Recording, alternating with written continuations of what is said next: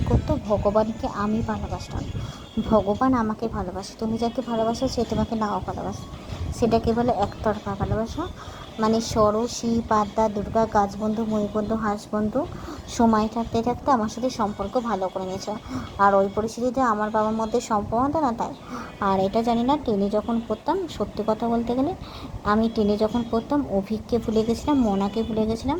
অভিক যেই বাড়িতে নিয়ে গেছিলো সেই বাড়িটা মোনা মানে হাতিয়ার লোকদের ভুলে গেছিলাম, হাতিয়ার এলাকা ভুলে গেছিলাম, এমনকি পৃথিবীর প্রত্যেকটা মানুষকে ভুলে গেছি। মানে টেনে যখন পড়তাম, কেউ বিশ্বাস করুক বা না পড়ুক, পৃথিবীর প্রত্যেকটা মানুষকে ভুলে গেছি, এমনকি প্রত্যেকটা এলাকা ভুলে গেছিলাম টেনে যখন পড়তাম।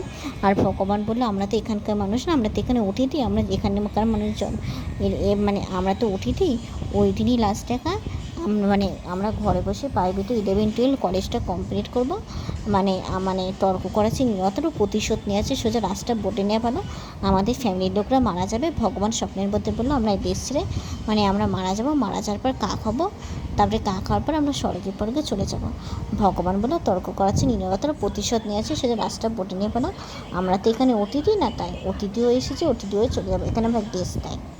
এখানে ভগবান আমাকে কখনোই জন্মগ্রহণ করাতো না। অভিজ্ঞরা ওই কাণ্ডগুলো করতো না, নিজের বোন হলে নিজের বোনেরও ক্ষতি করতো না, তাই এখানে বাধ্য হয়ে পাঠাতো না ইত্যাদি আরও কিছু কথা হয়েছিল, বললাম না, বাদ দিলাম। ক্যামেরা থাকলেও কেউ ধরতে পারবে না, তাই।